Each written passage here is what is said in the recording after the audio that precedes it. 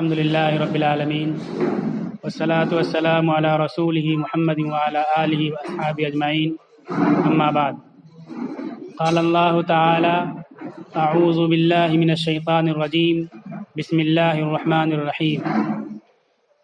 یرفع اللہ الذین آمنوا منکم والذین اوتوا العلم درجات، وقال قل هل يستوي الذین يعلمون والذین لا يعلمون۔ صدق اللہ العظیم۔ ایک مرتبہ درود شریف پڑھ لیں، اللہم صلی علی محمد النبی الامی وعلی آلہ وسلم تسلیما۔ معزز سامعین، محترم حضرات، آج کی اس مبارک مجلس میں کوئی رسمی تقریر، ٹریڈیشنل اسپیچ نہیں ہوگی، اور اسی لیے زیادہ لوگوں کو نہیں بلایا گیا، خاص لوگوں کو بلایا گیا، چونکہ رسمی تقریر نہیں تھی۔ کام کرنا ہے اور کام کے منصوبوں کو سمجھنا ہے، حالات کو سمجھنا ہے، سمجھنے اور سمجھانے کے لیے بعد یہ مجلس منعقد ہوئی ہے۔ تو جو انٹلیکچوئل پرسنس ہیں، سمجھدار لوگ ہیں یا کام کرنے والے لوگ ہیں، صرف انہی کو انوائٹ کیا گیا۔ تو ہم یہ مت سوچیں کہ چھوٹی سی مجلس ہے اور پروگرام تو انشاءاللہ بہت اچھا آپ کے سامنے آئے گا، تو بڑی مجلس ہونی چاہیے۔ نہیں، ہمیشہ بڑے فیصلے اور مضبوط فیصلے مائنورٹی کے لوگ لیا کرتے ہیں، کم تعداد میں لوگ لیا کرتے ہیں، اس لیے کم ہی لوگوں کو یہاں مدعو کیا گیا، انوائٹ کیا گیا۔ یہ ہیڈنگ آپ دیکھ رہے ہیں، تعلیمی بیداری پروگرام، ٹیچرز ٹریننگ اینڈ تعلیمی بیداری پروگرام، ایجوکیشنل اویئرنیس کے موضوع پر یہ مجلس منعقد ہوئی۔ تعلیم کے اہمیت اور عظمت پر قرآن کریم کی بہت سی آیتیں ہیں، بہت سی حدیثیں ہیں، آپ بار بار سنتے ہوں گے۔ اللہ تعالیٰ نے قوموں کو عزت و افتخار، بلندی اور رفعت دینے کا ایک ضابطہ بیان کیا ہے۔ جو آیت ہم نے تلاوت کی، اس آیت میں اسی ضابطے کو اللہ تعالیٰ نے بیان کیا۔ یرفع اللہ الذین آمنوا منکم والذین آمنوا، یرفع اللہ الذین آمنوا منکم والذین اوتوا العلم درجات۔ جس کے اندر دو باتیں ہوں گی، اللہ تعالیٰ اس کو بلندی دیں گے۔ یہ اللہ کی سنت، اللہ کا ضابطہ، اللہ کا قانون ہے۔ جس طرح سے 2 into 2 equal 4 ہوتا ہے، 2 into 2 equal 5 یا 3 یا 6 نہیں ہو سکتا۔ بالکل اللہ کا یہی نظام ہے، یہ سنت ہے کہ جس قوم کے اندر، جس شخص کے اندر یہ صفت ہوگی، یہ دو صفتیں ہوں گی، وہ قوم عزت حاصل کرے گی اور اعلیٰ سے اعلیٰ مراتب اس کو ملیں گے، فتوحات کے مینارے وہ قومیں تعمیر کریں گی اور اپنی عزت و سرخروئی کے پرچم دنیا پر وہ لہرائے گی وہ قوم۔ دو چیزیں کیا ہیں؟ پہلی چیز اللہ نے علم کو بتلایا، دوسری چیز ایمان کو بتلایا۔ علم کو ہم سمجھتے ہیں، اس میں بھی پورے ڈیفینیشن کو ہم نہیں سمجھتے۔ ایمان کو بھی ہم سمجھتے ہیں، یہ ایمان والا بھائی ہے، لیکن اس کا پورا ڈیفینیشن ہم نہیں سمجھتے۔ شریعت میں علم کی جو تعریف ہے وہ تو یقین کے مقابلے میں بہت اونچی اور بہت گہری تعریف ہے، اس کا ڈیفینیشن بہت گہرا ہے۔ اللہ پر یقین ہو، آخرت پر یقین ہو، نبیوں پر یقین ہو، کتابوں پر، فرشتوں پر، اللہ کے یہاں جواب دہی پر، جنت دوزخ پر اس کا یقین ہو۔ چاند دوسری سمت سے، سورج دوسری سمت سے، دوسرے مقام سے نکل سکتا ہے، لیکن اللہ نے، اللہ کے نبی نے قرآن میں، حدیث میں جو باتیں کہیں وہ باتیں غلط نہیں ہو سکتی۔ آخرت کے بارے میں، دنیا کے بارے میں اتنا پکا یقین ہو، اس کو ایمان کہتے ہیں۔ ایمان کا ایک دوسرا ہلکا معنی ہوتا ہے کسی بات کا بہت ہی پکا یقین ہو، دنیاوی معاملے میں بھی ہو، اور آپ کا کوئی ایم ہو، کوئی نصب العین ہو، آپ کا کوئی ادیش ہو، اس ادیش، نصب العین اور اس ایم تک پہنچنے کے لیے یقین کے ساتھ آپ آگے بڑھیے آگے بڑھتے رہیے. اس کو بھی ایمان کہتے ہیں, اس کو بھی یقین کہتے ہیں. آپ دیکھیے بہت سے ایکٹیوسٹ ہوتے ہیں, بہت سے سائنٹسٹ ہوتے ہیں, دنیا کی ساری لذتوں کو قربان کر دیتے ہیں, ساری راحتوں کو چھوڑ دیتے ہیں اپنے ایم کو حاصل کرنے کے لیے, اپنے ادیش اور نصب العین کو حاصل کرنے کے لیے. ان کو ایک چیز کا یقین ہوتا ہے, ایک دھن ان کے دماغوں میں بسا ہوتا ہے, ایک سوچ ان کی ہوتی جو بہت ہی مضبوط ہوتی ہے. وہ سوچ ان کو ہر قسم کی پریشانیاں برداشت کرنے پر تیار اور آمادہ کر دیتی ہے. اس کو یقین, اسی یقین کو ایمان, اور ایمان کو جو شرعی نقطہ نظر سے تعریف کریں گے تو اور یہ پکا یقین کا معنی ہوتا ہے. تو دو چیزیں, علم جس قوم کے اندر ہے اور یقین ہے. یقین ایمان کے معنی میں لیجئے, ایمان کا لفظ قرآن نے استعمال کیا.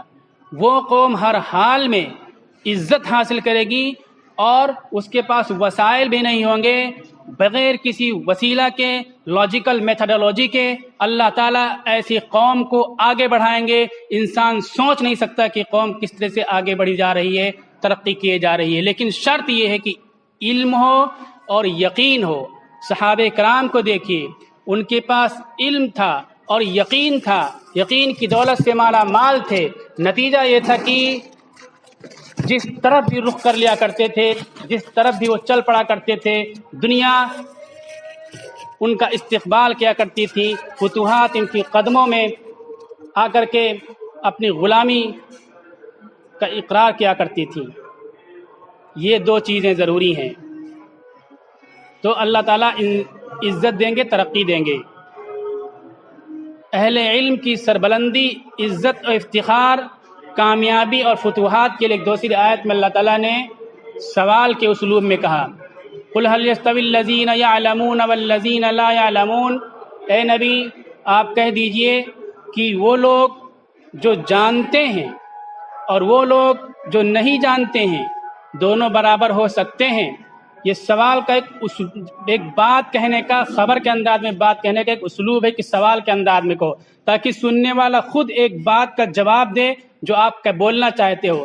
مثلاً کہا جائے ہم بتانا چاہتے ہیں کہ دن ہے, اجالا ہے, یہ حال ہے, ایک پروگرام ہے, آپ کو بتانا چاہتے ہیں, لیکن ہم ڈائریکٹ بتانے کے بجائے سوال کے انداز میں کہیں کہ کیا یہ ایک مجلس ہے, کیا کوئی پروگرام ہے, تو آپ بولو گے ہاں پروگرام ہے, تو آپ کی طرف سے آواز نکل کر کے یہاں پروگرام ہے. اللہ تعالیٰ نے اسی اسلوب میں انسانوں کو سمجھایا کہ سمجھو جانو کہ جو جاہل ہوتا ہے, ان پڑھ ہوتا ہے, تعلیم سے دور ہوتا ہے, اور جو تعلیم یافتہ ہوتا ہے, تعلیم کے زیور سے آراستہ ہوتا ہے, دونوں برابر نہیں ہو سکتے ہیں. تعلیم یافتہ صرف دستخط کرے گا, قلم ہلائے گا, ملکوں کے فیصلے کیا کرے گا, اور بے تعلیم پوری زندگی کو فنا کر دے گا, الٹا لٹک جائے گا, قربان ہو جائے گا, پھر بھی اس کی محنت, اس کی قربانی نتیجہ نہیں حاصل کر سکتی. جو تعلیم یافتہ نتیجہ حاصل کرتا ہے, جو تعلیم یافتہ کو ثمرہ ملتا ہے, وہ پھل غیر تعلیم یافتہ کو نہیں مل سکتا. یہ قرآن نے دوسرا ضابطہ بیان کیا کہ دونوں برابر نہیں ہو سکتے, کسی بھی وقت کسی بھی حال میں برابر نہیں ہو سکتے ہیں. تو تعلیم کی اہمیت کے تعلق سے یہ دو آیتیں آپ کے سامنے آئیں. اب اس کے بعد ہم تیسری بات پیش کرتے ہیں. مکہ مکرمہ کے اندر ابھی جو حالات چل رہے ہیں اس میں بہت پریشان ہم نظر آتے ہیں. مسلمانوں کے اندر بہت مایوسی ہے. ہم نے بتلایا کہ ہم کو مایوس نہیں ہونا چاہیے. ہمیشہ کم لوگ فیصلے مضبوط لیا کرتے ہیں اور ملکوں اور قوموں کی تقدیر کو بدلا کرتے ہیں. ہمیشہ کم لوگ ہوتے ہیں, کبھی بڑی تعداد میں نہیں ہوتے یہ لوگ, لیکن اصولی طور پر ان کا کام ہونا چاہیے, منظم اور مربوط انداز میں ان کا ورک ہونا چاہیے.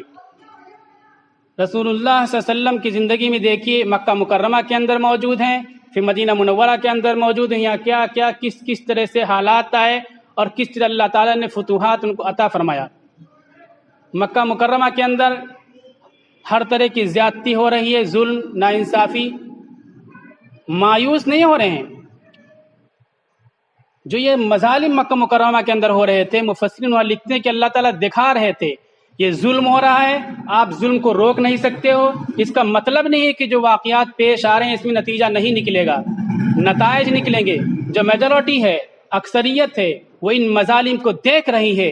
پہلے وہ غیر جانبدار تھی, کسی کی طرفدار نہیں تھی, ایک اجنبی رنگ سے انداز سے زاویے سے اسلام کو دیکھ رہی تھی، لیکن جب ان پر برابر ظلم ہو رہا ہے اور دوسری طرف ان کو ظالم کہا جا رہا ہے، ان کو ادھرم کہا جا رہا ہے، ان کو بدنام کیا جا رہا ہے اور بدنام کرنے والے ظلم اتیاچار کر رہے ہیں، تو ظالموں کا چہرہ کھل کر کے لوگوں کے سامنے آ رہا ہے۔ ان لوگوں کی ہمدردیاں وہاں سے کٹ کر کے مظلوموں کے ساتھ ہمدردیاں جڑ رہی ہیں۔ کوئی بڑا ورک کرنے کا حکم نہیں دیا جا رہا ہے۔ بنیادی اور بیسک کام کیا ہو رہا ہے؟ تعلیم، تبلیغ، سوشل ورک، 3 کام مکہ مکرمہ میں رسول اللہ صلی اللہ علیہ وسلم کر رہے ہیں۔ سوشل ورک کر رہے ہیں، غریبوں کی مدد، بے روزگاروں کی مدد، مفلسوں کی مدد، یتیموں کی خبرگیری، بیواؤں کی خبرگیری، مریضوں کی عیادت، یہ سب کر رہے ہیں۔ دوسری چیز، اپنی بات کو لاجیکل میتھڈولوجی میں سمجھا رہے لوگوں کو کہ اللہ ایک ہے، انسانوں کو انسانوں کا غلام بنانے کے لیے یہ اینٹ و پتھر رکھ دیے گئے ہیں، اس کے پیچھے جو جائے گا وہ ایک چھوٹی سی طاقت کا غلام ہمیشہ کے لیے بن جائے گا، وہ اپنے دماغ سے سوچنے سے محروم ہو جائے گا۔ یہ دعوت دے رہے ہیں، لاجیکل انداز میں سمجھا رہے ہیں، اللہ ایک ہے، ایک خدا کی پوجا کرو۔ اور تیسری اہم کام اسی کے ساتھ تعلیم کا کر رہے ہیں۔ تعلیم کھلے عام نہیں کر سکتے ہیں، تو کیا ہو رہا ہے؟ گھروں میں چھپ چھپ کے تعلیم کر رہے ہیں۔ ادھر دار ارقم میں تعلیم ہو رہی ہے، ادھر فاطمہ زید کے گھر میں تعلیم ہو رہی ہے، اور گھروں میں تعلیم ہو رہی ہے۔ 10 سال تک تعلیم کرتے رہے، تبلیغ کرتے رہے، سوشل ورک کرتے رہے اور مظالم کو بھی سہتے رہے۔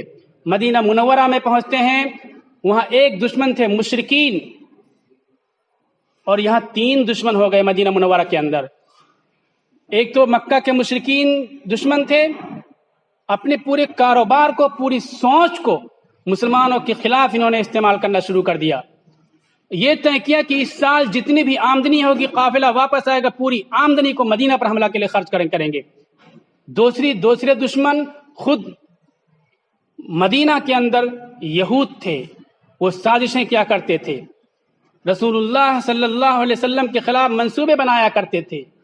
تیسرے دشمن منافقین تھے، تو بظاہر مسلمان تھے لیکن بباطن کفار اور اسلام دشمنوں سے ملے ہوئے تھے۔ 3 طرح کے دشمنوں سے بیک وقت فائٹنگ ہو رہی ہے، لیکن وہاں ہماری طرح سے پردرشن اور نعرہ اور دوسری چیزیں نہیں، شور شرابہ نہیں کر رہے تھے، اور سوشل میڈیا پر الٹی سیدھی باتیں نہیں بک رہے تھے۔ وہ لوگ زمین میں رہ کر کے بیسک مومنٹ سے جڑے ہوئے تھے، سلیپر مومنٹ سے جڑے ہوئے تھے اور اپنا ورک کر رہے تھے۔ کیا ورک کر رہے تھے؟ وہی چیز جو مکہ مکرمہ میں کر رہے تھے، وہی یہاں بڑے پیمانے پر شروع کر دیا۔ تعلیم، تبلیغ، سوشل ورک۔ تعلیم کا کیا نظام بنایا؟ گھر گھر میں تعلیم ہوگی۔ اس کے علاوہ باہر کے اسٹوڈینٹس کے لیے ریسیڈینشیل اسکول ہوگا مکہ مکرم مدینہ کی مسجد نبوی کے اندر۔ باہر کے لوگ رات میں رہیں گے اور پڑھیں گے، اور یہاں کے لوگ پڑھ کے چلے جائیں گے۔ اور 8 مسجدوں میں تعلیم کا نظام کیا۔ یہ پنچایتی نظام ہو گیا، اور یہ 9 جگہ۔ اس کے علاوہ گھروں میں تعلیم کا نظام بنایا۔ مدینہ سے دور بستیاں تھیں، اشعری قبیلے کا تذکرہ حدیث میں بعد میں آتا ہے۔ آپ صلی اللہ علیہ وسلم نے فرمایا کہ تم میں جو لوگ پڑھے ہوئے ہیں، خبردار وہ اپنے پڑوسیوں کو جو پڑھے ہوئے نہیں پڑھائیں، ورنہ ہم ان کو سزا دیں گے۔ اور جو لوگ پڑھے ہوئے نہیں ہیں، وہ اپنے پڑھے ہوئے پڑوسیوں سے پڑھیں، ورنہ ہم ان کو سزا دیں گے۔ یہ اعلان کیا رسول اللہ صلی اللہ علیہ وسلم نے مدینہ منورہ کے اندر۔ اتنے دشمن لگے ہوئے ہیں، دشمنوں سے الجھنے کے بجائے اپنا ورک کر رہے ہیں، اپنا کام کر رہے ہیں، بیسک ورک جس پہ اللہ تعالیٰ نے فتوحات کے دروازے کھولنے کا وعدہ کیا۔ اللہ تعالیٰ نے اپنا نظام، اپنی سنت بتلائی ہے کہ یہ کرو گے تو ہم تم کو فاتح بنائے دیں گے اور تم کو فتوحات عطا کریں گے۔ یہ کر رہے ہیں 8 مسجدوں میں۔ ان ریسیڈینشیل اسکول ہے، ڈے اسکول ہے، ایک مسجد میں ریسیڈینشیل اسکول ہے، گھروں میں تعلیم ہو رہی ہے، الگ الگ قبیلوں میں تعلیم ہو رہی ہے، اور سختی کے ساتھ اعلان کر دیا گیا۔ دعوت اور تبلیغ ہو رہی ہے، اسلام کے بارے میں سمجھا رہے ہیں۔ لوگ الٹی سیدھی باتیں بولتے ہیں، لیکن آپ علیہ الصلوۃ والسلام جواب دینے کے لیے اپنے وقت کو وہاں نہیں صرف کرتے ہیں۔ گدھے پہ آپ صلی اللہ علیہ وسلم سوار ہو کر کے آ رہے ہیں، ایک جگہ مجمع لگا ہوا ہے، ایک بولتا ہے نا ہنجار آپ علیہ الصلوۃ والسلام کو کہ کیسے چل رہے ہیں، دھول اڑ رہا ہے، دھول ہمارے اوپر آ رہے۔ آپ علیہ الصلوۃ والسلام جواب نہیں دیتے اس کو کہ گدھا چلے گا تو دھول میں چلے گا، دھول اڑے گا ہی، ہوا چل رہی ہے، میری اس میں کیا غلطی؟ لیکن جواب دینے میں بھی اپنے وقت کو نہیں صرف کرتے ہیں اور کام کیے جا رہے ہیں۔ نتیجہ کیا ہوا؟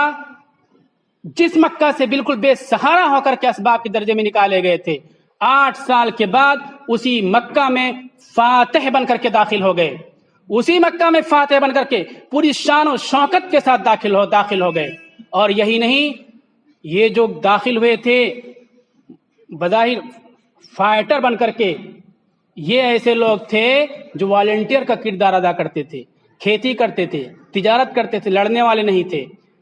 مکہ کو فتح کیا مطلب پورے عرب کو فتح کر لیا، اور پھر اس 8 سال میں صرف پورے عرب کو نہیں بلکہ فارس اور ایران، کسرا کی سلطنتوں سے آنکھیں ملانے لگے اور ان کی سرحدوں تک پہنچ گئے۔ وہاں سے لوٹے کسرا نے ہرقل نے مقابلہ نہیں کیا، 3 لاکھ آرمیز اس کے پاس موجود تھی، والنٹیئر نہیں تھے، ٹرینڈ فوجی اس کے پاس موجود تھے، پھر بھی اس نے مقابلہ نہیں کیا کہ ان سے ہم جیت نہیں سکتے ہیں، یہ مدینہ کو چھوڑ کر کے اتنی سخت گرمی میں ہمارے سرحدوں پر پہنچائے ہیں، ان سے ہم جیت نہیں سکتے ہیں، ان سے جنگ نہیں کریں گے۔ اللہ کے نبی صلی اللہ علیہ وسلم نے فرمایا کہ میں جنگ کرنے کے لیے نہیں آیا ہوں، اللہ کا آخری پیغام تم تک پہنچانے کے لیے آیا ہوں، میں اللہ کا آخری نبی ہوں، تم کو یہ معلوم ہو گیا کہ اللہ کا آخری نبی ہوں تو تم سے جنگ نہیں کروں گا، تم جنگ نہیں کرتے ہم بھی جنگ نہیں کریں گے، ہم واپس لوٹ جائیں گے۔ پورے عرب کے اندر غلغلہ مچ گیا، ایک شور مچ گیا کہ دنیا کی سپر طاقت محمد الرسول اللہ صلی اللہ علیہ وسلم کے کمپینین سے، ان کے ساتھیوں سے اور ان کے معاونین سے مقابلہ نہیں کر سکی،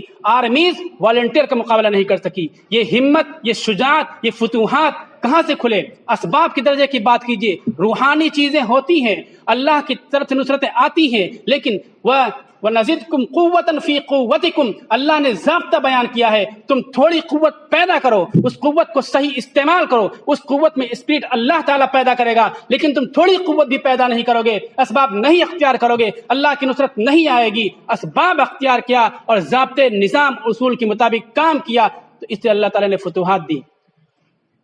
آپ کو اس سے معلوم ہو گیا ہوگا کہ ہم کو کیا کرنا چاہیے، آپ صلی اللہ علیہ وسلم نے کیا کیا۔